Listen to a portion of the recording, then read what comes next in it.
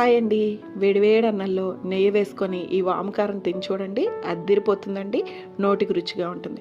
కూరలు లేనప్పుడు కానీ ఏం వండాలో తోచినప్పుడు ఈ వాము కారాన్ని తయారు చేసి పెట్టుకుంటే సంవత్సరం పాటు నిల్వ ఉంటుందండి. అప్పటికప్పుడుగా నువ్వుల నూనెలో వేసి వేయించుకొని తినేయటమనండి. దీనికి వచ్చేసి వాము, తగినంత ఉప్పు, పచ్చిమిరపకాయలు కావాలండి. ఇలా పచ్చిమిరపకాయలని కొంచెం కారంగా తీసుకున్నాం అనుకోండి, కారం తినే వాళ్ళకి బాగుంటుంది. లేదా చప్పగా ఉన్న కూడా తీసుకోవచ్చండి. ముందరగా వాము, ఉప్పు కలిపి దంచేసుకొని దీంట్లో పచ్చిమిరపకాయలు కూడా వేసి బాగా దంచేసుకోవాలండి కచ్చా పచ్చగా. ఇలా దంచుకుని ఈ మిశ్రమాన్ని 4 రోజులు మంచి ఎండలో పెట్టారనుకోండి, వాము కారం అయితే రెడీ అయిపోతుంది.